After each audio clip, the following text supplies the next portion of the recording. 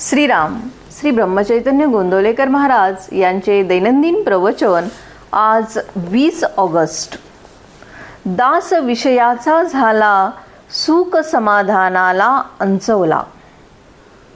सर्व दुःखाचे मूळ देह हेच होय। त्यातच देहाला दुखणे म्हणजे दुःखाचा कळस होय। मिठाचे खारटपण, साखरेचे पांढरेपण, यास नसे वेगळेपण। तैसे देह आणि दुःख जाण। देहाने जरी सुदृढ झाला, तेथेही दुःखाचा विसर नाही पडला। सावली जशी शरीराला, तसा रोग आहे शरीराला। रामकृष्णादिक अवतार झाले, परी देहाने नाही उरले। स्वतःचा नाही भरवसा हे अनुभवास येई, परी वियोगाचे दुःख अनिवार्य होई।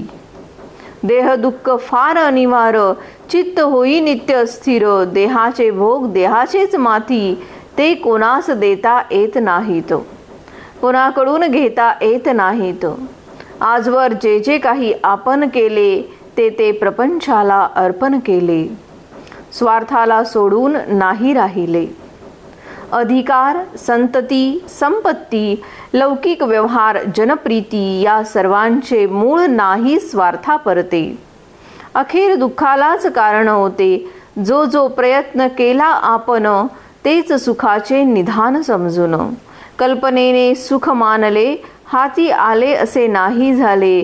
ज्याचे करावे बहुत भारी, थोडे चुकता उलट गुरगुरी। ऐसे स्वार्थपूर्ण आहे जन, हे ओळखून वागावे आपण। प्रपंचात आसक्ती ठेवणे म्हणजे जणू अग्नीला कवटाळणे। म्हणून आजवर खटाटोप बहुत केला, परी कामाला नाही आला। विषयातून शोधून काढले काही, दुःखाशिवाय दुसरे निघणारच नाही। म्हणून प्रपंचाने सुखी झाला, ऐसा न कोणी ऐकिला वा देखिला। ज्याची धरावी आस, त्याचे बनावे लागे दास। दास विषयांचा झाला, तो सुख समाधानाला आचवला।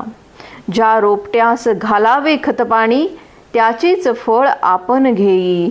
विषयास घातले खत जाण, तरी कैसे पावावे समाधान। प्रपंचातील संकटे अनिवार्य, कारण प्रपंच दुःख रूप जाण। आजवर नाही सुखी कोणी झाले, ज्यांनी विषयी चित्त गुंतविले। कडू कारले किती साखरेत घोळले, तरी नाही गोड झाले। तैसे विषयात सुख मानले, दुःख मात्र अनुभवास आले। प्रपंचातील उपाधी देत असे सुखदुःखाची प्राप्ती। संतती, संपत्ती, वैभवाची प्राप्ती, जगातील मान सन्मानाची गती, आधुनिक विद्येची संगती। न येईल समाधानाप्रती, प्रपंचातील सुखदुःखाची जोडी।